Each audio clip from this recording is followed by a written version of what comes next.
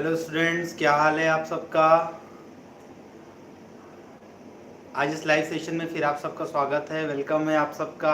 आज हम endocrine system का लास्ट टॉपिक पढ़ेंगे और आज का जो हमारा टॉपिक होगा, जो लास्ट टाइम हमने जो है छोड़ा था, वो था हमारा पैंक्रियास। और पैंक्रियास के एंडोक्राइन फंक्शन के बारे में हमने डिटेल में बात की थी और आज हम उसी बात को आगे बढ़ाते हुए चलेंगे। और आज हमारी जो बात होगी उसके फंक्शंस के बारे में होगी और उससे निकलने वाले जो हार्मोन्स हमारे, स्पेशली इंसुलिन हार्मोन और ग्लूकागॉन हार्मोन की कमी की वजह से और उसके एक्सेस की वजह से जो भी अबनॉर्मेलिटीज़ हमारी होती हैं, जिसके बारे में आपने बहुत सारा सुना होगा, जिसको हम बोलते हैं डायबिटीज़ मेलिटस, जिसको हम शुगर की बीमारी कहते हैं। और हम जानते हैं कि ये जो शुगर की बीमारी होती है, ये एक तरीके से एक मॉडर्न एपिडेमिक की तरह फैल रहा है पूरे विश्व में और पूरे भारत में। और पूरे भारत में जो है सबसे ज़्यादा ही डायबिटीज़ के पेशेंट्स आपको मिलते हैं। हर चौथा से पाँचवा जो पर्सन होता है वो डायबिटीज़ से ग्रसित होता है, डायबिटीज़ मेलाइटस उसको हुआ रहता है। और तो और हर घर में आपको जो है कोई ना कोई एक डायबिटीज़ का पेशेंट मिलेगा। तो आज हम इन सब के बारे में बहुत अच्छे से बात करेंगे। और हम पहले बात करेंगे किसी के डिसऑर्डर के बारे में। जानने से पहले ये होता है कि हम उसके फंक्शन को जानें, ठीक है, उस हार्मोन के फंक्शंस को जानें। अगर उस हार्मोन के फंक्शंस को हम अच्छे से जानेंगे तभी हम उसके जो है डिसऑर्डर्स के बारे में बता सकते हैं, उसकी कमी बता सकते हैं कि इसकी कमी से क्या होगा, इसकी जो है एक्सेस से क्या होगा। ठीक है, तो हम शुरू करते हैं कि आज हम पढ़ेंगे फंक्शंस या action of the pancreas, action of the pancreatic hormone. Like आपका कौन सा हार्मोन होगा, इंसुलिन। इसके हम एक्शन की बात करते हैं। तो एक्शन के बारे में मैंने आपको प्रीवियस वीडियो में मैंने बताया था, प्रीवियस लेक्चर में बताया था कि इनका जो मेन फंक्शन होता है बेटा, 3 जगह पर इनका मेन फंक्शन होता है। पहला फंक्शन किस पर होता है, कार्बोहाइड्रेट मेटाबॉलिज्म पर इसका बहुत ज़्यादा इंपॉर्टेंट रोल होता है। किस पर होता है, इसका रोल होता है आपका कार्बोहाइड्रेट मेटाबॉलिज्म पर, पहला। और दूसरा जो रोल होता है फैट मेटाबॉलिज्म पर इनका रोल होता है। और जो तीसरा रोल होता है वो आपका प्रोटीन मेटाबॉलिज्म पर बहुत ही डायरेक्टली इम्पैक्ट इनका होता है, प्रोटीन पर, फैट पर। इन तमाम चीज़ों पर आप देख रहे हो ना, ये बहुत ही इंपॉर्टेंट जो है सब्सटेंसेस हैं हमारे जो है ग्रोथ के लिए, ये रिस्पॉन्सिबल होते हैं। तो अब हम बात करेंगे किस तरीके से ये कार्बोहाइड्रेट मेटाबॉलिज्म पर, फैट मेटाबॉलिज्म पर और प्रोटीन मेटाबॉलिज्म पर इनका इम्पैक्ट होता है। ठीक है, तो आप समझते हैं यहाँ पर कार्बोहाइड्रेट मेटाबॉलिज्म पर इनका इम्पैक्ट कैसा है। आपको मैं बताता हुआ चलूँ कि जिस तरीके से ये कार्बोहाइड्रेट के ऊपर ये इसका इम्पैक्ट होता है इंसुलिन हार्मोन का, वैसा ही उससे कहीं ज़्यादा इम्पैक्ट इनका फैट मेटाबॉलिज्म पर होता है। लेकिन इनका जब हम प्रोटीन मेटाबॉलिज्म पर इम्पैक्ट देखेंगे तो मैं बता दूं आपको कि प्रोटीन मेटाबॉलिज्म पर ये किस तरीके से काम करते हैं। ये क्या करेंगे, जो हमारी सेल्स होंगी उन सेल्स को जो है अमाइनो एसिड अपटेक करने के लायक बनाएंगी, ताकि वो सेल्स पर्टिकुलर अमाइनो एसिड जो सर्कुलेटिंग ब्लड के अंदर चल रहा है उस अमाइनो एसिड का ये अपटेक करे, ले और प्रोटीन का फॉर्मेशन करें। क्योंकि हम जानते हैं जब भी हम प्रोटीन की बात करते हैं तो प्रोटीन की जो सिंथेसिस होती है वो अमाइनो एसिड से ही होती है। मतलब हम कह सकते हैं कि अमाइनो एसिड हमारा रॉ मटेरियल है और प्रोटीन हमारा क्या है, उसका प्रोडक्ट फॉर्म है। ठीक है, तो छोटे छोटे आपके ये एक चैन बनती है आपकी अमाइनो एसिड की। अमाइनो एसिड की जो चैन बनेगी तो हम उससे क्या बोलेंगे बेटा, प्राइमरी स्ट्रक्चर ऑफ प्रोटीन। फिर इसके अंदर फर्दर फोल्डिंग होगी तो secondary structure, then tertiary structure, then आपका क्वाटरनरी स्ट्रक्चर। इस तरीके से हमारा प्रोटीन का फॉर्मेशन होता है। तो अब हम यहाँ पर मैं बता दूँ किस तरीके से कार्बोहाइड्रेट मेटाबॉलिज्म पर हमारा ये जो ये आपका इंसुलिन हार्मोन है किस तरीके से काम करता है। हम जानते हैं कि हमारा जो ग्लूकोज मॉलिक्यूल है, जो हमारा ग्लूकोज मॉलिक्यूल है, इस ग्लूकोज मॉलिक्यूल का जो नॉर्मल ब्लड ग्लूकोज लेवल होता है, जो इसकी नॉर्मल वैल्यू होती है, ये नॉर्मल वैल्यू कितनी होती है, नॉर्मल वैल्यू होती है 80 to 120 मिलीग्राम पर 100 ml ऑफ द ब्लड, पर 100 ml ऑफ ब्लड। ठीक है, तो ये इसकी क्या होती है बेटा, ये इसकी नॉर्मल वैल्यू होती है हमारे ब्लड में। किसकी, हमारे ब्लड में ग्लूकोज की ये नॉर्मल वैल्यू होती है। अगर इसका लेवल अगर 80 मिलीग्राम से लोअर होता है तब हम इसको बोलते हैं कि ये हमारा हाइपोग्लाइसीमिया वाली कंडीशन है। तब हम इसको बोलते हैं ये हाइपोग्लाइसीमिया वाली कंडीशन है। अगर इसकी वैल्यू 120 से बियॉन्ड जाती है तब हम इसको बोलते हैं कि ये इसकी हाइपरग्लाइसीमिया वाली कंडीशन है। ठीक है, हाइपरग्लाइसीमिया वाली कंडीशन है। और कल ही हमने आपको बताया था ये कि हमारा ये जो इंसुलिन हार्मोन है, हमारा इंसुलिन हार्मोन क्या करता है, हमारा इंसुलिन हार्मोन जो बढ़ा हुआ ब्लड ग्लूकोज लेवल होता है, ब्लड ग्लूकोज लेवल को क्या करता है, ये कम करता है। ब्लड ग्लूकोज लेवल को क्या करेगा बेटा, ये कम करेगा। और हमारा ये जो ग्लूकागॉन हार्मोन होता है, बहुत ध्यान से समझिएगा, ग्लूकागॉन हार्मोन जो होता है ये हमारे ब्लड ग्लूकोज लेवल को क्या करेगा भाई, ये हमारे ब्लड ग्लूकोज लेवल को इंक्रीज करेगा। ये बात हम अच्छे से जानते हैं। तो हम आपको बताएं एक बात, किस तरीके से इनका कन्वर्जन ऐसा होता है। अगर ग्लूकोज मॉलिक्यूल किसमें कन्वर्ट हो रहा है बेटा, ग्लाइकोजन में कन्वर्ट हो रहा है। कुछ इंपॉर्टेंट कॉन्सेप्ट बताएंगे, ध्यान दीजिएगा कि ग्लूकोज मॉलिक्यूल अगर ग्लाइकोजन में कन्वर्ट हो रहा है तो इस प्रोसेस को हम बोलते हैं ग्लाइकोजेनेसिस। क्या बोलते हैं, ग्लाइकोजेनेसिस हम इसको कहते हैं। और जब आपका ग्लाइकोजन का कन्वर्जन ग्लूकोज में होता है तब हम इसको बोलते हैं ग्लाइकोजेनोलिसिस। ठीक है, इसको क्या बोलते हैं बेटा, हम इसको बोलते हैं ग्लाइकोजेनोलिसिस। ये दोनों ही रिएक्शन एक दूसरे के अगेंस्ट हैं। तो आप समझिए बेटा यहाँ पे कि ये जो ग्लाइकोजेनेसिस वाली बात है, इस ग्लाइकोजेनेसिस को प्रमोट करवा रहा है कौन, इस ग्लाइकोजेनेसिस को प्रमोट करवा रहा है हमारा इंसुलिन हार्मोन। और ग्लाइकोजन का कन्वर्जन किसमें हो रहा है, ग्लूकोज में कन्वर्जन हो रहा है। इसको करवा रहा है हमारा स्पेशली हार्मोन हम बोलेंगे, उसको हम बोलेंगे ग्लूकागॉन। क्या बोलेंगे, ग्लूकागॉन। और साथ ही साथ एक और हार्मोन है जो ये काम करवाता है, लास्ट प्रीवियस लेक्चर्स में हमने पढ़ा है, इसको हम बोलते हैं कॉर्टिसोल। और कभी कभी इमरजेंसी की कंडीशन में और कौन करवाता है बेटा, एड्रेनालिन हार्मोन ये काम करवाता है। तो ये सब के सब हार्मोन्स क्या करते हैं, ब्लड में ग्लूकोज लेवल को इंक्रीज करवाने का काम करते हैं।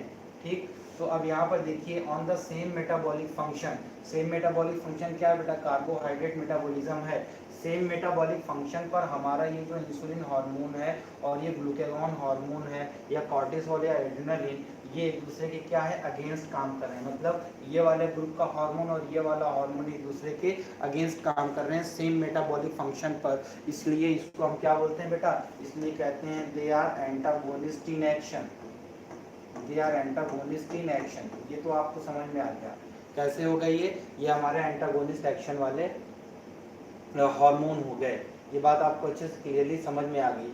अब हम बताते हैं कि भाई किस तरीके से जो है इसका एक्शन होता है। हम जानते हैं कि जब कभी भी हम ग्लूकोज मॉलिक्यूल का कंजप्शन करते हैं या कार्बोहाइड्रेट का कंजप्शन करते हैं तो उसका सबसे पहले हम क्या करेंगे, यूटिलाइजेशन करेंगे। एक सवाल हमसे पूछा गया, एक बच्चे ने हमसे पूछा है सवाल, कल की बात है, मैं सोचा आपसे डिस्कशन कर लूं।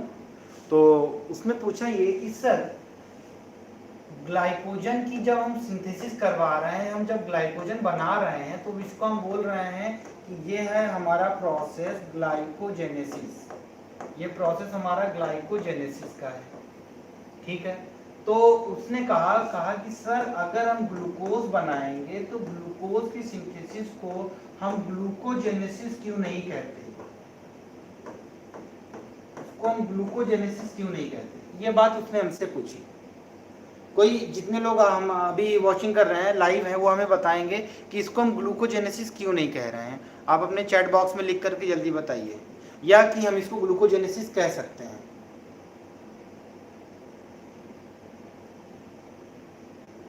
Anybody else can tell me, बताइए।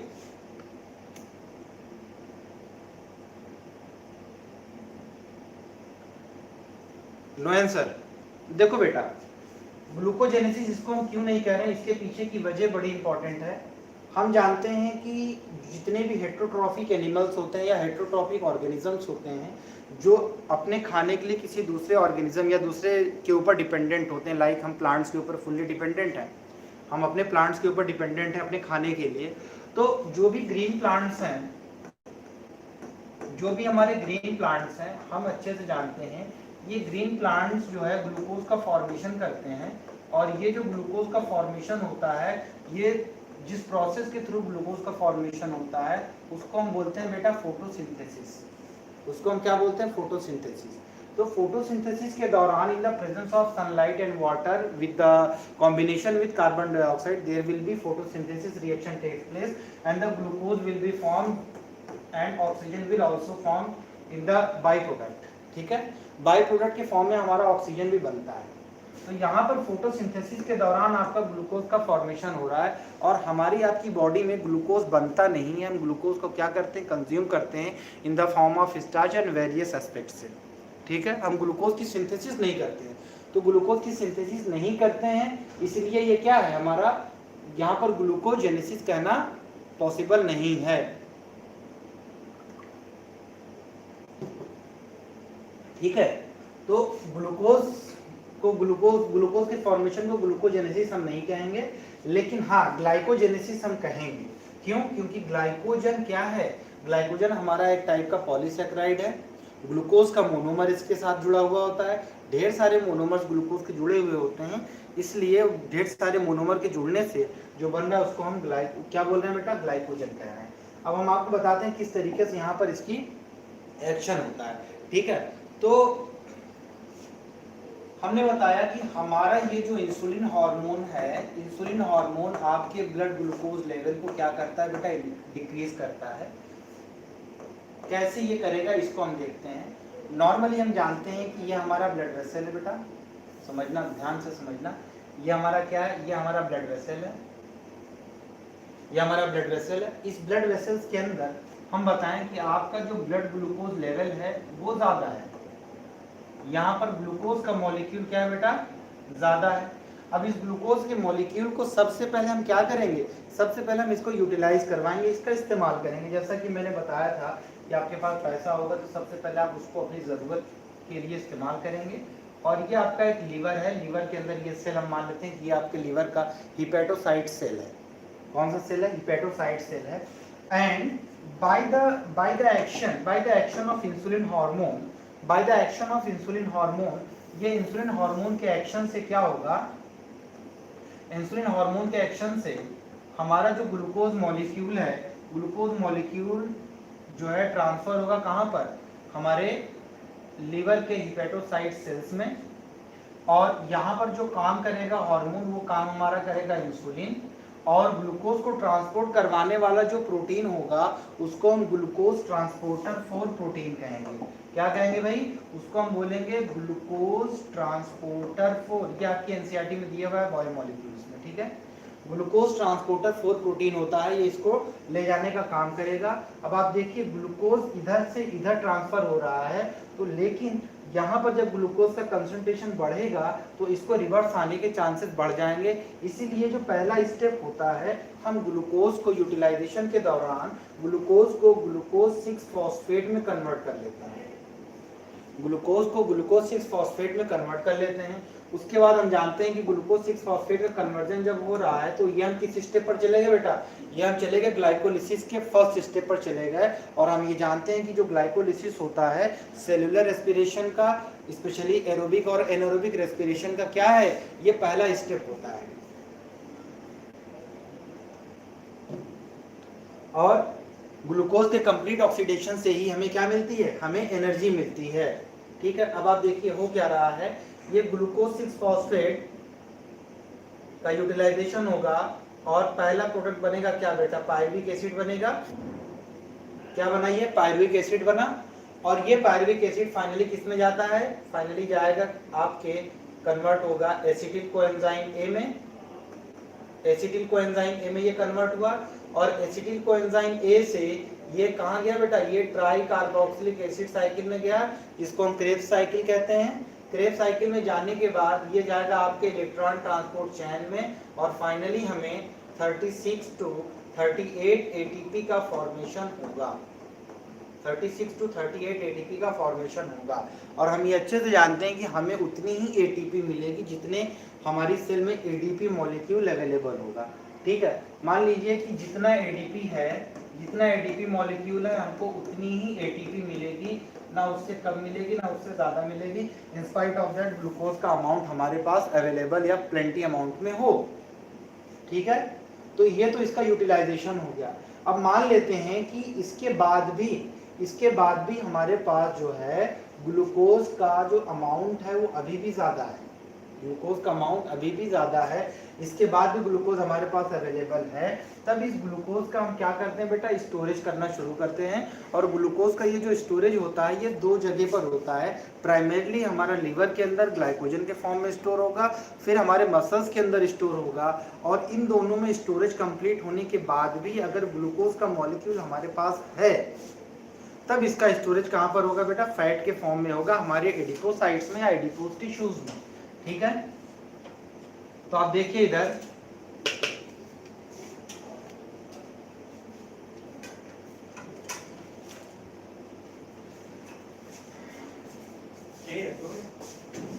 देखिए क्या हो रहा है बेटा कि अब इसका स्टोरेज होता है तो स्टोरेज दो फॉर्म में होंगे, एक तो इसका मसल्स में होगा स्टोरेज, और दूसरा कहां पर होगा बेटा, लिवर में होगा।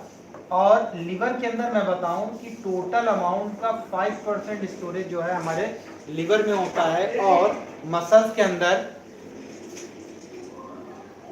अंदर इसका स्टोरेज जो होता है वो 1% होता है। ठीक है, मसल्स के अंदर कितना स्टोरेज होगा बेटा, यहाँ पर 1% होगा। तो आपको एक चीज और मैं बताऊं कि जब भी ग्लूकोज का लेवल हमारे ब्लड में कम होता है तो ये जो लिवर ग्लाइकोजन है, क्या है, ये हमारा जो लिवर ग्लाइकोजन है, ये लिवर ग्लाइकोजन आपका ग्लूकोस्टेट के फॉर्म में काम करता है। मतलब जब जब हमारे ब्लड में ग्लूकोज की कमी होगी तो यही लिवर का ग्लाइकोजन ब्रेक डाउन होगा और ग्लूकोज का लेवल हमारे ब्लड में ये बढ़ाएगा। बट मसल ग्लाइकोजन हम यूटिलाइज नहीं करते, मसल ग्लाइकोजन को हम यूटिलाइज नहीं कर सकते। क्यों नहीं कर सकते वो आगे की बात है, जब आप एमबीबीएस करिएगा तो आप समझिएगा। आप आगे यहाँ पर देखिए कि इस मसल्स का जो ग्लाइकोजन हम इस्तेमाल नहीं करें, लेकिन लिवर का जो ग्लाइकोजन है उसका हम प्रॉपर्ली जो है यूटिलाइज करते हैं।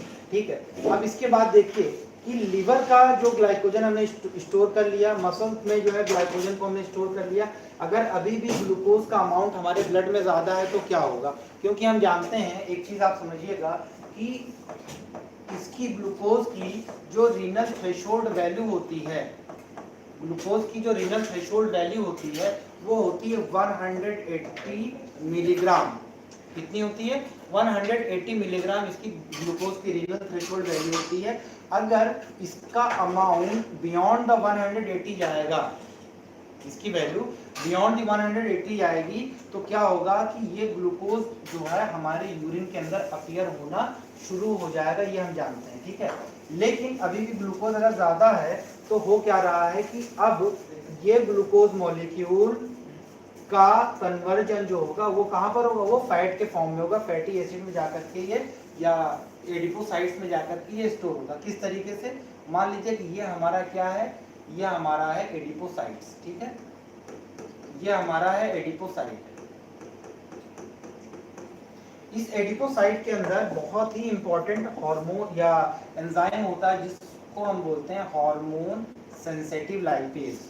इसका नाम क्या है बेटा, इसका नाम है हार्मोन सेंसिटिव लाइपेज। जैसा कि नाम से क्लियर हो रहा है, HSL कह रहे हैं इसको हम कह रहे हैं hormone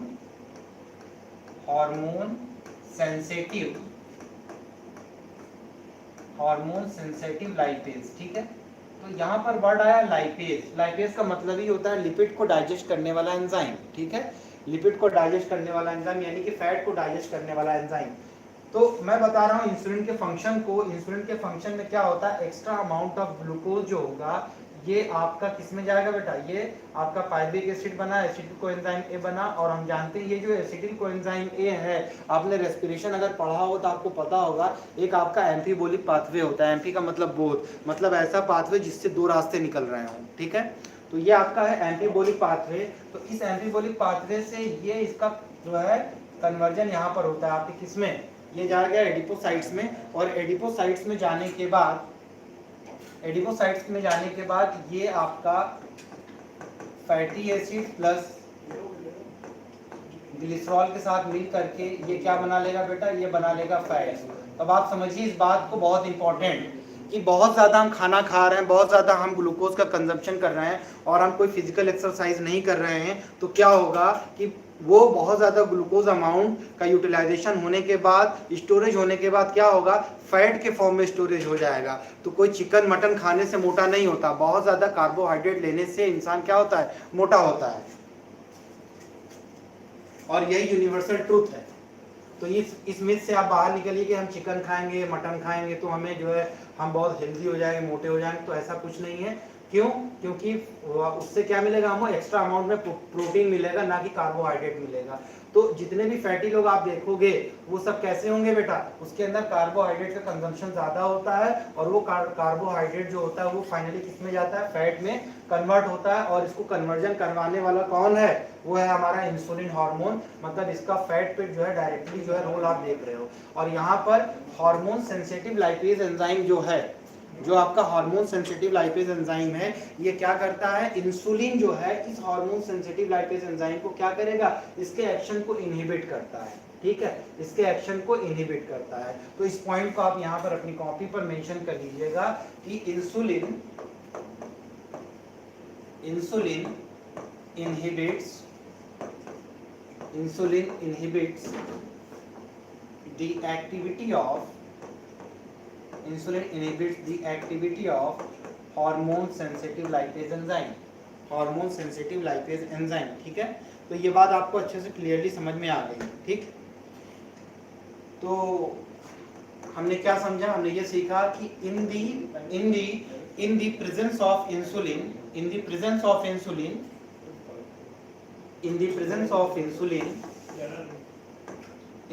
of insulin, excess amount of glucose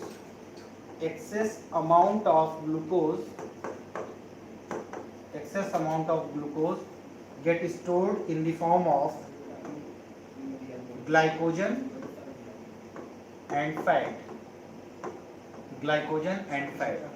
ये हमें अच्छे से समझ में आ गया, बहुत अच्छे से समझ में आ गया। ठीक है,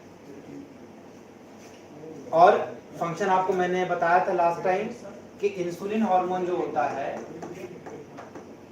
हमारा जो इंसुलिन हार्मोन होता है, insulin hormone facilitate the uptake of amino acid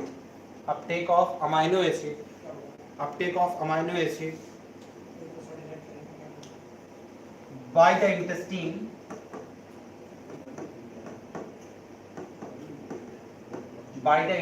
intestine से अमाइनो एसिड के अपटेक को बढ़ाएगा और कहाँ पहुंचाएगा, हमारे सेल को पहुंचाएगा। एंड ट्रांसपोर्ट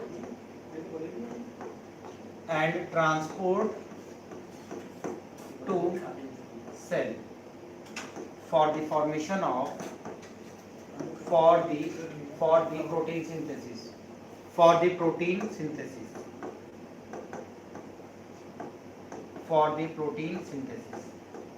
आई थिंक ये कंसेप्ट आपको बहुत अच्छे से क्लियर समझ में आ गया है। ठीक है, तो प्रोटीन सिंथेसिस को क्या कर रहा है, ये आपको इनहेंस कर रहा है। प्रोटीन सिंथेसिस को क्या कर रहा है, इनहेंस।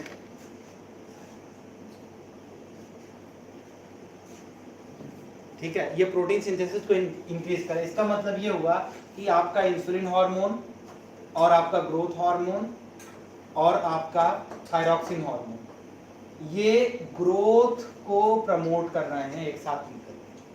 किसको प्रमोट कर रहे हैं बेटा, ये ग्रोथ को क्या कर रहे हैं, प्रमोट कर रहे हैं। ठीक है, चलिए आगे हम चलते हैं।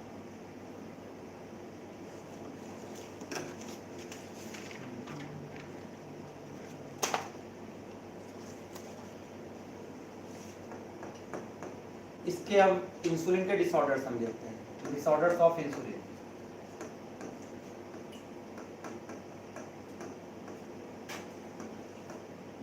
इंसुलिन डिसऑर्डर्स, इंसुलिन की कमी से क्या होगा। जनरली इंसुलिन की जो एक्सेस होता है, यानी कि हाइपर सिक्रीशन ऑफ इंसुलिन होगा, तो वहाँ पर हमारे जो आइलेट्स ऑफ लैंगरहैंस हैं या पेंक्रियाज जो है उसके अंदर नोडल्स का फॉर्मेशन होने लगता है, वहाँ पर गांठें बनने लगती हैं। लेकिन जनरली हम यहाँ पर बात करते हैं किसके बारे में बेटा, हम बात करते हैं इंसुलिन की डेफिशिएंसी से।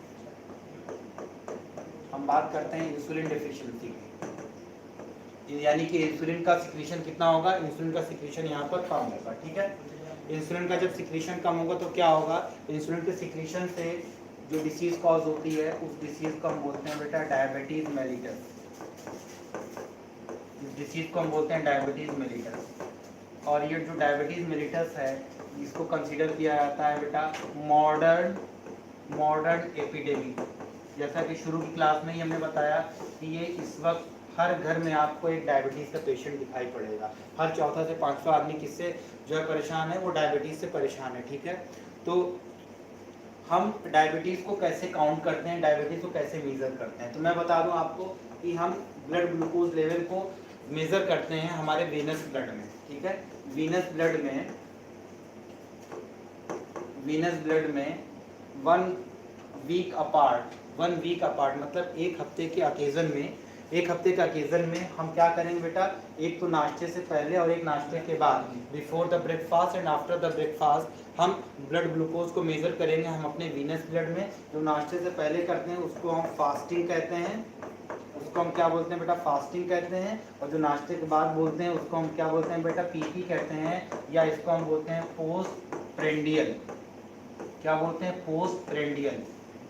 तो इन दोनों का जो डिफरेंस होता है मोर देन 200 जब आना शुरू हो जाता है, इनका जो लेवल है मोर देन 200 जब आना शुरू हो जाता है, तब हम इसको कंसीडर करते हैं कि a person is suffering from diabetes mellitus. ठीक है, पर्सन किससे परेशान है, डायबिटीज मेलिटस से परेशान है। ठीक है, तो फास्टिंग और ये जो पीपी है पोस्ट प्रेंडियल है, इनका लेवल अलग अलग होता है। ठीक है, नॉर्मल वैल्यू में जो हम फास्टिंग को कंसीडर करते हैं वो 70 से 100, 70 to 100 ये मिलीग्राम पर 100 ml ऑफ द ब्लड होता है। और नॉर्मल वैल्यू तो अभी हमने आपको बताया था कितना होता है, नॉर्मल वैल्यू 80 to 120 मिलीग्राम पर 100 ml ऑफ द ब्लड होता है ग्लूकोज का नॉर्मल वैल्यू। अब आप बताइए कि फास्टिंग का जो लेवल है वो 70 to 100 ये मेजर किया गया, ये नॉर्मल रेंज है। तो पीपी का लेवल कितना होगा बेटा, पीपी का लेवल जो होगा वो 100 to 140 होगा, 100 to 140 होगा। मतलब अगर किसी पर्सन का जो पीपी है या ब्लड ग्लूकोज लेवल है वो 140 तक पहुंच रहा है या 140 से बियॉन्ड यानी 150 तक पहुंच रहा है, तो अभी हम उसको क्या बोलेंगे, अभी हम उसको डायबिटीज मेलिटस में कंसीडर नहीं करेंगे। ठीक है, अभी ये क्या है, ये जो है शुगर इंटॉलरेंस की तरफ जा रहा है पेशेंट, पर्सन किस पे जा रहा है, शुगर इंटॉलरेंस की तरफ जा रहा है। लेकिन अगर इन दोनों के बीच का जो डिफरेंस है यानी कि इसका जो वैल्यू है फास्टिंग की और पीपी की वैल्यू मोर देन 200 जब आना शुरू हो जाएगी, तब हम उस पर्सन को बोलेंगे कि you are suffering from diabetes mellitus. ठीक है,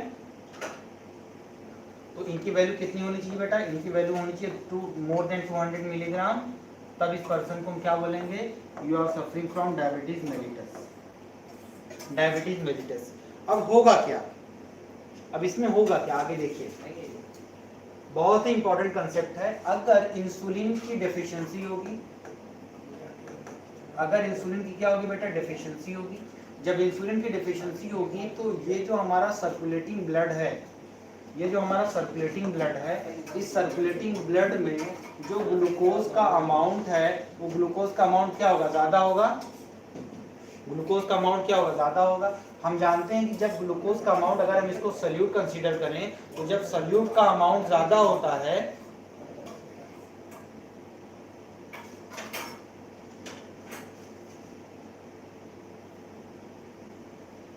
जब सल्यूट का अमाउंट ज्यादा होता है तब हम इस सॉल्यूशन को बोलते हैं कि ये हमारा हाइपरटोनिक सॉल्यूशन है, ये हमारा हाइपरटोनिक सॉल्यूशन है। इसका मतलब यहाँ पर क्या है बेटा, यहाँ पर वाटर का कंटेंट कम है।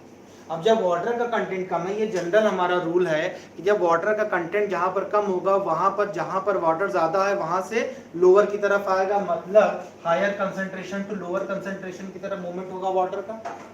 जब higher concentration to lower concentration की मूवमेंट होगा तो होगा क्या, आगे देखिए, ये यहाँ पर सॉल्यूशन कैसा हो गया, हाइपरटोनिक हो गया है। तो इसके आसपास का जो वाटर है, इसके आसपास का जो वाटर है यानी कि जो सीलोमिक फ्लूइड में या एक्स्ट्रा सेलुलर फ्लूइड में जो वाटर मॉलिक्यूल है, वो वाटर मॉलिक्यूल अंदर की तरफ एंटर करना शुरू करेगा।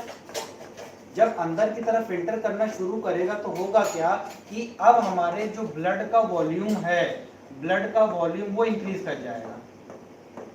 बहुत ध्यान से समझना, कुछ भी रटने की जरूरत नहीं है। ब्लड का वॉल्यूम क्या कर रहा है बेटा, ब्लड का वॉल्यूम जब इंक्रीज कर जाएगा, तो जब ब्लड का वॉल्यूम इंक्रीज करेगा तो हमारा जो ब्लड प्रेशर है ये ब्लड प्रेशर भी इंक्रीज कर जाएगा, और जब ब्लड प्रेशर इंक्रीज करेगा तो इस कंडीशन को हम क्या बोलते हैं, इस कंडीशन को हम बोलते हैं हाइपरटेंशन। क्या बोलते हैं इसको, हम हाइपरटेंशन कहते हैं। और साथ ही साथ आप इस बात को समझिए कि जब ब्लड प्रेशर बढ़ रहा है, हाइपरटेंशन हो रहा है, ब्लड का वॉल्यूम बढ़ रहा है, तो ऑब्वियस सी बात है कि ग्लोमेरुलर फिल्ट्रेशन रेट, नाम सुना होगा ना, glomerular filtration rate GFR, renal physiology में आप पढ़ेंगे। ग्लोमेरुलर फिल्ट्रेशन रेट भी इंक्रीज करेगा। जब ग्लोमेरुलर फिल्ट्रेशन रेट इंक्रीज करेगा तो आपका जो यूरिन आउटपुट है, क्या है बेटा, यूरिन आउटपुट जो है वो यूरिन आउटपुट भी क्या करेगा बेटा, वो यूरिन आउटपुट भी हमारा इंक्रीज कर जाएगा। समझ में आ रही बात, यूरिन आउटपुट भी इंक्रीज कर जाएगा। जब यूरिन आउटपुट इंक्रीज करेगा तो इस कंडीशन को हम क्या बोलेंगे, कंटिन्यूअसली यूरिन आउटपुट जब इंक्रीज कर रहा है तो फ्रीक्वेंट यूरिनेशन को हम क्या बोलते हैं, इसका मेडिकल टर्म क्या है, ये जो फ्रीक्वेंट यूरिनेशन है, ये फ्रीक्वेंट यूरिनेशन आपने डायबिटीज इंसिपिडस में भी पढ़ा था, बट ये डायबिटीज इंसिपिडस से थोड़ा सा अलग है, क्योंकि डायबिटीज इंसिपिडस में नॉर्मली वाटर का जो है वाटर रिमूव हो रहा था, लेकिन यहाँ पर वाटर के साथ साथ, यूरिन के साथ साथ ग्लूकोज भी रिमूव हो रहा है। ठीक है, ग्लूकोज भी जो एक्सक्रीट आउट हो रहा है, तो GFR रेट बढ़ा हमारा। GFR रेट बढ़ने की वजह से हमारा यूरिन आउटपुट भी बढ़ा। जो यूरिन आउटपुट बढ़ेगा तो इस कंडीशन को हम फ्रीक्वेंट यूरिनेशन कहेंगे, और यही वाली कंडीशन हमारी क्या कहलाती है बेटा, यही वाली कंडीशन हमारी कहलाती है पॉलीयूरिया। क्या कहलाएगी, ये कंडीशन हमारी कहलाएगी पॉलीयूरिया की कंडीशन। हम देख रहे हैं जब पॉलीयूरिया हो रहा है और एक्सेस अमाउंट ऑफ वाटर भी निकल रहा है, तो क्या होगा कि लॉस ऑफ वाटर हो रहा है। क्या हो रहा है बेटा, यहाँ पर लॉस ऑफ वाटर हो रहा है। अब जब लॉस ऑफ वाटर हो रहा है तो क्या होगा कि हमारी सेल्स जो है डिहाइड्रेटेड हो रही हैं। जब हमारी सेल्स बेटा डिहाइड्रेटेड होंगी तो इस कंडीशन को हम क्या बोलेंगे, डिहाइड्रेशन कहेंगे। और इस डिहाइड्रेशन में हो क्या रहा है, इस डिहाइड्रेशन में क्या हो रहा है, जब डिहाइड्रेशन होगा तो हमारा थर्स्ट सेंटर जो हाइपोथैलेमस में वो एक्टिवेट हो जाएगा और हमें प्यास खूब लगना शुरू हो जाएगी, और इस कंडीशन को हम बोलते हैं पॉलीडिप्सिया। क्या बोलेंगे इस कंडीशन को हम, इस कंडीशन को हम बोलेंगे पॉलीडिप्सिया। तो एक डायबिटीज मेलिटस के पेशेंट को एक और सिम्टम हमें मिल गया कि वो पेशेंट बताएगा कि हमें बहुत ज़्यादा प्यास लगती है, जितनी बार हम यूरिनेशन के लिए जाते हैं उससे कहीं ज़्यादा हमें प्यास लगती है। क्यों हो रही भाई, क्यों, इसलिए हो रहा है क्योंकि सेल्स के पास वाटर की अवेलेबिलिटी कम हो रही है।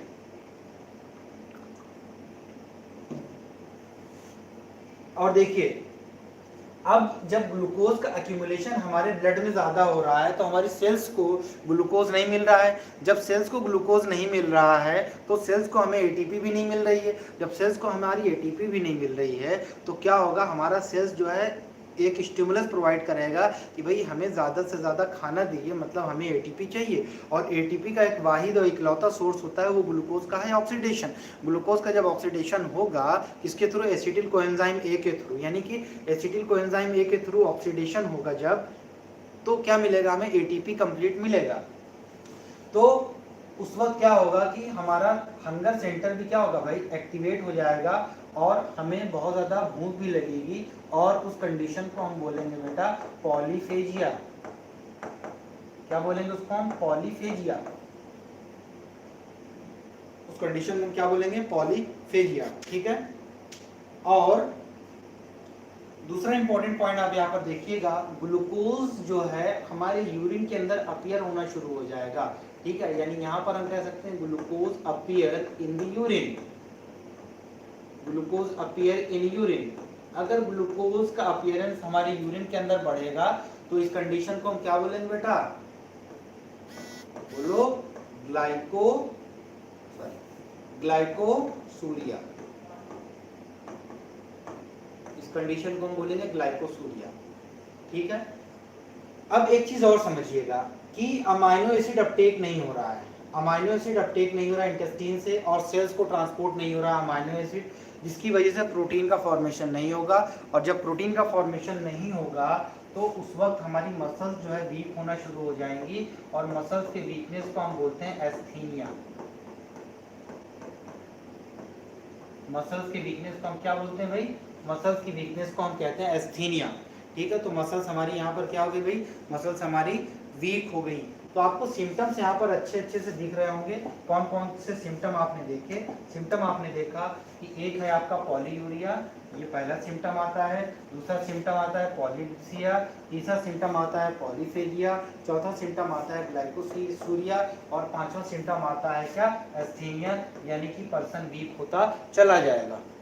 ये कुछ सिम्टम्स हमको इम्पोर्टेंटली समझ में आ गए। और ग्लाइकोसूरियम आप बताइएगा कि आप जिस पर्सन को जो है यूरिनेशन ज़्यादा हो रहा है, यानी कि डायबिटीज मेलिटस वाला पेशेंट है, तो उसमें होगा क्या कि अगर ये ओपनली जो है यूरिनेशन करेगा, यूरिन डिस्चार्ज करेगा, तो उस वक्त क्या होगा? उस वक्त बेटा उस यूरिन में हमारी चींटियां आकर के लगना शुरू हो जाएंगी, क्योंकि ग्लूकोज के होने की वजह से चींटी क्या हो जाएगी? उसकी तरफ अट्रैक्ट होना शुरू हो जाएगी। तो ये कुछ इंपॉर्टेंट क्या है बेटा? कुछ इंपॉर्टेंट इसके सिम्टम्स हैं हमारे डायबिटीज मेलिटस के। लेकिन आप यहाँ पर समझिएगा इस बात को कि ग्लूकोज मेटाबॉलिज्म पर जितना इसका इम्पैक्ट है, जितना इम्पैक्ट इसका ग्लूकोज मेटाबॉलिज्म पर है, उससे कहीं ज़्यादा इम्पैक्ट इसका फैट मेटाबॉलिज्म पर होता है, जो कि अभी आपने देखा था। सलोनी सिंह, गुड आफ्टरनून बेटा। तो होता क्या है कि ग्लूकोज मेटाबॉलिज्म पर इसका डायरेक्ट इम्पैक्ट हो रहा है।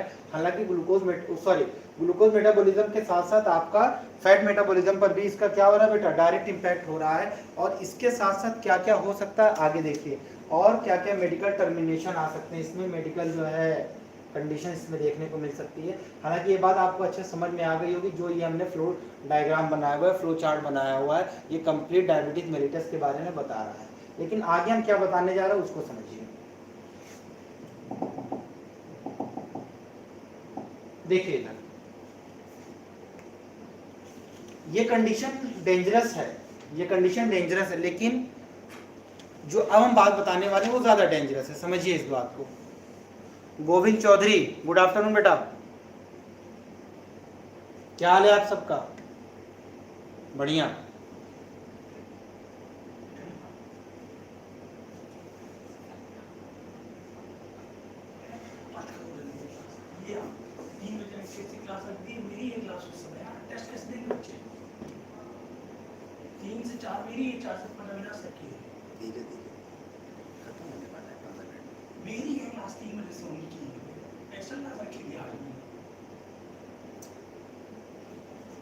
मैं क्या बोल रहा हूँ कि 3 बजे खत्म हो जाएगा ना, 15 मिनट बजे, तो आप लो ना 3 बजे से। इसकी नहीं, आईसीएससी की जो पेपर रखी है आपने टेस्ट, शाम को रखने, फिर आईसीएससी का पेपर। नहीं, हम ले लेंगे ना 3 से 4।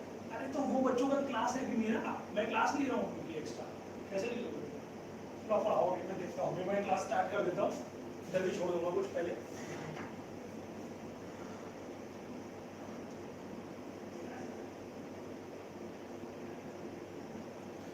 देखिए बेटा, फैट मेटाबॉलिज्म पर इसका क्या रोल हो रहा है, समझिए इस बात को। चूंकि हमने बताया था कि इंसुलिन की प्रेजेंस में जो हमारा हार्मोन सेंसिटिव लाइपेज है, ये जो हमारा हार्मोन सेंसिटिव लाइपेज है वो इनहिबिट करता है इन द प्रेजेंस ऑफ इंसुलिन। अगर इंसुलिन मौजूद है तो हमारा हार्मोन सेंसिटिव लाइपेज क्या कर रहा है? इनएक्टिव है। लेकिन यहाँ पर इस कंडीशन में क्या है? इंसुलिन की डिफिशियंसी है, यानी कि इंसुलिन नहीं है। और जब इंसुलिन नहीं होगा तो क्या होगा कि हमारा हार्मोन सेंसिटिव लाइपेज क्या हो जाएगा बेटा? ये हमारा हार्मोन सेंसिटिव लाइपेज एक्टिवेट हो जाएगा। और जब ये एक्टिवेट हो जाएगा तो क्या होगा कि जो आपका स्टोर्ड फैट है वो ब्रेक डाउन होना शुरू हो जाएगा। मतलब ये है कि जो इसका स्टोर्ड फैट है बेटा, जो इसका स्टोर्ड फैट है, ये इसका ब्रेक डाउन होना शुरू हो जाएगा। और जब ये ब्रेक करेगा तो ये ब्रेक करके किस में कन्वर्ट हो जाएगा? ये कन्वर्ट हो जाएगा फैटी एसिड। और किस में कन्वर्ट होगा बेटा? ये कन्वर्ट होगा ग्लिसरॉल में। फैटी एसिड और ग्लिसरॉल में इसका कन्वर्जन बढ़ जाएगा। ठीक है, तो अब जानते हैं कि ये जो फैटी एसिड है ये फाइनली कहाँ पर पहुंचेगा? ये फाइनली पहुंचेगा लीवर में। और लीवर के अंदर ये क्या होगा भाई? लीवर के अंदर ये जो है कन्वर्ट हो जाएगा किसके अंदर? ये ट्राइग्लिसराइड के अंदर, या इसी को हम बोलते हैं फॉस्फोलिपिड के अंदर, या इसी को हम बोलते हैं क्या? कोलेस्ट्रॉल में ये कन्वर्ट हो जाएगा। ठीक है, और इसका सर्कुलेशन कहाँ पर होना शुरू हो जाएगा बेटा? इसका सर्कुलेशन शुरू हो जाएगा हमारे ब्लड में। तो कोलेस्ट्रॉल में ब्लड में कोलेस्ट्रॉल का लेवल क्या हो जाएगा बेटा, बढ़ जाएगा। मतलब ये आप कहिए कि ये जो ब्लड है, सर्कुलेटिंग ब्लड है, ब्लड वेसल्स है, इसमें क्या हो जाएगा, इसमें कोलेस्ट्रॉल जो है, ये कोलेस्ट्रॉल का लेवल क्या हो जाएगा बेटा, यहाँ पर इंक्रीज कर जाएगा। जब कोलेस्ट्रॉल का लेवल इंक्रीज कर जाएगा तो दिक्कत अब बढ़ जाएगी। हम जानते हैं कि जब भी कोलेस्ट्रॉल का लेवल इंक्रीज करेगा, समझिएगा बात को, देखिएगा यहाँ पर हमने कोलेस्ट्रॉल का लेवल इंक्रीज किया है ब्लड में, तो क्या हो जाएगा, इससे दो कंडीशन आ जाएंगी कि एक्यूमुलेशन ऑफ द कोलेस्ट्रॉल, बात को समझिएगा, accumulation of the cholesterol, cholesterol का एक्यूमुलेशन हो जाएगा कहाँ पर, हमारे ब्लड में, जिसकी वजह से नैरोइंग ऑफ द आर्टरी होगी।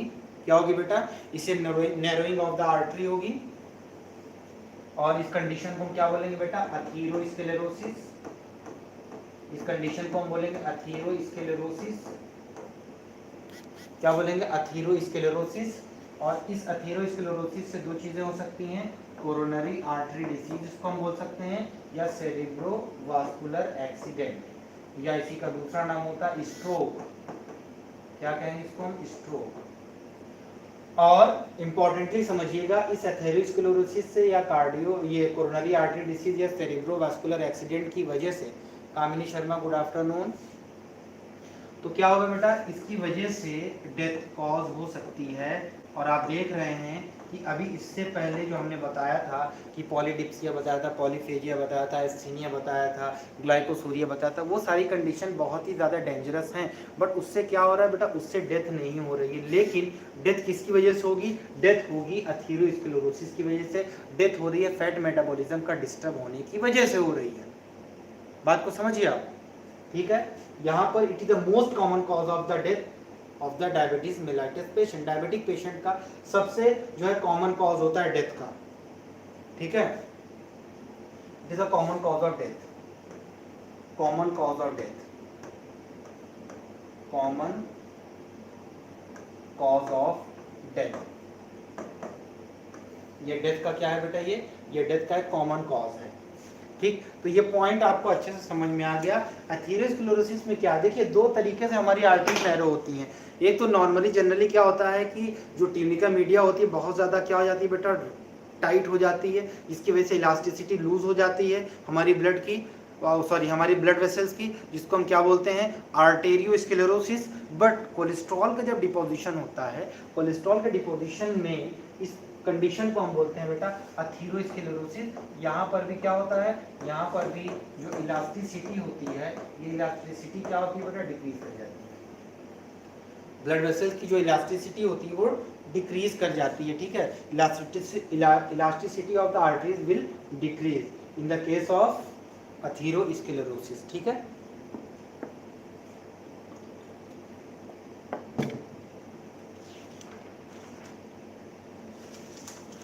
आगे देखिए बेटा, एनर्जी पाने के तीन तरीके हमने बताया आपको। जैसे एक तो है पॉलीसैकेराइड, एक क्या है पॉलीसैकेराइड। पॉलीसैकेराइड का ब्रेकडाउन होगा किसमें, मोनोमर में, यानी कि मोनोसैकेराइड में, यानी कि ग्लूकोज में। और इसका पायरुविक एसिड के थ्रू कन्वर्जन होगा किसमें बेटा, एसिटिल कोएंजाइम ए में। ये जनरल क्रोनोलॉजी आप समझ रहे हैं, एसिटिल कोएंजाइम ए में, और एसिटिल कोएंजाइम में जाएगा आपका ट्राइकार्बोक्सिलिक एसिड साइकिल में, और फिर ये इलेक्ट्रॉन ट्रांसपोर्ट चेन में, और फिर हमें कंप्लीट जो है ग्लूकोज का मॉलिक्यूल वो उससे मिल जाएगा, एटीपी मॉलिक्यूल मिल जाएगा। और दूसरा तरीका क्या होता है बेटा, दूसरा तरीका होता है आपका प्रोटीन। प्रोटीन का ब्रेकडाउन होगा किसमें, अमाइनो एसिड में, ठीक है। और इससे एसिटिल कोएंजाइम में निकलेगा और पीसी साइकिल में जाएगा, इलेक्ट्रॉन ट्रांसपोर्ट चेन में जाएगा। ये एक तरीका होता है। दूसरा तरीका क्या है कि हमारा जो फैट मॉलिक्यूल है, इस फैट मॉलिक्यूल्स का ब्रेकडाउन होता है फैटी एसिड में, और फैटी एसिड का कन्वर्जन होगा किसमें, एसिटिल कोएंजाइम में। तो ये वाला आप जानते हैं, ये अलग अलग टाइप का होगा, ग्लाइकोजेनोलिसिस कहलाएगा। यहाँ पर प्रोटीन का ब्रेकडाउन हो रहा है तो प्रोटियोलिसिस कहला रहा है। यहाँ पर फैट का डाइजेशन हो रहा है तो इसको हम लाइपोलिसिस कहते हैं, यानी कि लिपोलिसिस कहते हैं, ठीक। यानी कि आप कह सकते हैं कि हमारा जो इंसुलिन हार्मोन है ये लाइपोजेनेसिस को इंक्रीज करता है, लेकिन अगर इंसुलिन नहीं है तो ये लाइपोलिसिस को प्रमोट करेगा। अब फैटी एसिड का एसिटिल कोएंजाइम ए में जो कन्वर्जन होता है बेटा, इस प्रोसेस को हम बोलते हैं बीटा ऑक्सीडेशन। क्या बोलते हैं इसको हम कहते हैं बीटा ऑक्सीडेशन। बहुत ध्यान से समझिएगा बेटा, इसको हम क्या बोलते हैं, बीटा ऑक्सीडेशन। बहुत ही कंसेप्चुअल बात है, इसको हम कहते हैं बीटा ऑक्सीडेशन। और ये जो बीटा ऑक्सीडेशन है हमारा, इस बीटा ऑक्सीडेशन में होता क्या है, बीटा ऑक्सीडेशन में होता ये है कि इससे कुछ सब्सटेंसेस हमें मिलते हैं जिनको हम मिला करके कहते हैं कीटोन बॉडीज। कौन कौन से सब्सटेंसेस मिलते हैं बेटा, मिलते हैं आपका एसिटोएसिटिक एसिड, ठीक है। और दूसरा जो सब्सटेंस मिलेगा उसको हम बोलते हैं एसीटोन, और तीसरा जो सब्सटेंस मिलते हैं उसको हम बोलते हैं बीटा हाइड्रोक्सी ब्यूटाइरिक एसिड,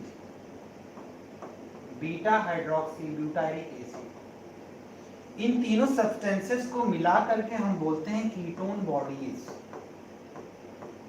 इनको हम मिला करके बोलते हैं कीटोन बॉडीज, ठीक है। मिला के क्या बोलेंगे, इनको हम बोलेंगे कीटोन बॉडीज बेटा, ठीक है। तो ये जो कीटोन बॉडीज है, इस कीटोन बॉडीज से दो कंडीशंस डेवलप हो सकती हैं। पहली कंडीशन कौन सी है,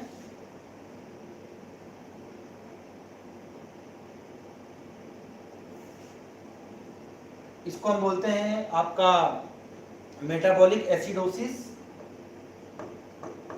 इसको हम बोलेंगे मेटाबॉलिक एसिडोसिस। और दूसरा बनेगा इसमें कीटोनूरिया,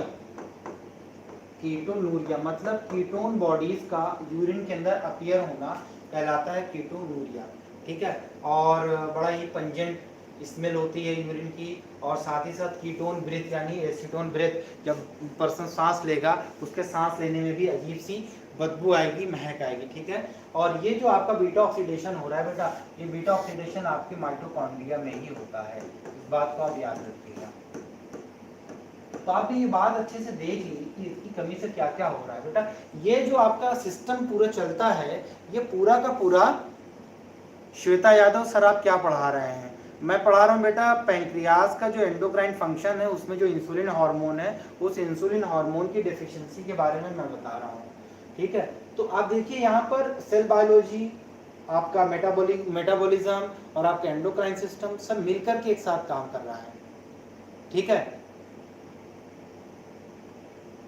आगे देखिए, हम बात करते हैं बेटा डायबिटीज की, ठीक है।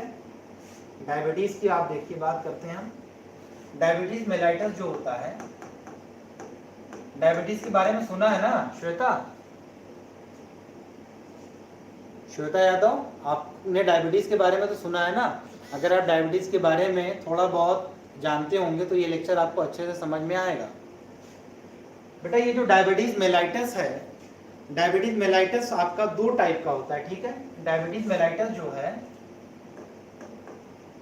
आपका दो टाइप का होता है, एक होता है आपका टाइप 1 और दूसरा होता है टाइप 2। टाइप 1 और दूसरा क्या होता है बेटा, टाइप 2। मोस्ट कॉमन जो होता है टाइप 2 होता है। टाइप 1 क्या होता है, बाई बर्थ होता है, ठीक है। इसको हम बोलते हैं इंसुलिन डिपेंडेंट डायबिटीज मेलाइटस, और दूसरा होता है आपका non insulin dependent diabetes mellitus. इसमें क्या होता है, इंसुलिन हार्मोन की सिंथेसिस नहीं होती है, बहुत ही कम होती है इंसुलिन हार्मोन की सिंथेसिस।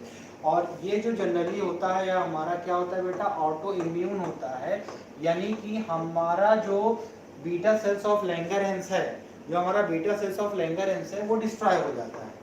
इसमें जो बीटा सेल्स होता है वो बेटा पूरी तरीके से डिस्ट्रॉय हो जाता है, ठीक है। तो इंसुलिन ही नहीं बनेगा। लेकिन दूसरे केस में क्या होता है, non insulin dependent diabetes mellitus में, यहाँ पर जो इंसुलिन का जो रिसेप्टर मॉलिक्यूल होता है भाई, इंसुलिन का जो रिसेप्टर मॉलिक्यूल होता है, इंसुलिन रिसेप्टर जो होता है अपनी सेंसिटिविटी लूज कर देता है। लेट मत करो यार। सेंसिटिविटी क्या कर देता है बेटा, ये लूज कर देता है। सेंसिटिविटी लूज हो जाने की वजह से हमारा जो इंसुलिन है रिसेप्टर के साथ बाइंड नहीं कर पाएगा और क्या हो जाएगा बेटा, हमारे इंसुलिन जो है बनेगा लेकिन वो रिसेप्टर के साथ बाइंड नहीं कर पाएगा, जिसकी वजह से ग्लूकोज का लेवल तो है, ग्लूकोज है बट वो ग्लूकोज अपनी जगह पर जाकर के काम नहीं कर पा रहा है। ठीक है, तो ये मोस्ट कॉमन होता है, ये late stage of the life में होता है, ये early stage of the life में होता है, ये तमाम चीज़ें हैं। ठीक है, तो ये डायबिटीज़ के बारे में आपको अच्छे से समझ में आ गया। तो एक चीज़ और है, आप लिख लीजिएगा हीम्यूलिन के बारे में। ये जो हीम्यूलिन है ये आपका रिकॉम्बिनेंट डीएनए टेक्नोलॉजी से, आरडीएनए टेक्नोलॉजी से ये बनाया हुआ आपका क्या है, ये इंसुलिन हार्मोन आर्टिफिशियल, क्या ये आर्टिफिशियल इंसुलिन है। इसकी वजह से जो है हम इंसुलिन के या डायबिटीज़ के पेशेंट्स को बहुत अच्छे से ट्रीट कर सकते हैं। तो देन बेटा it's all about your insulin hormone as well as your endocrine chapters is complete today. ठीक है, तो आपसे हम मंडे को मिलेंगे, तब तक के लिए धन्यवाद।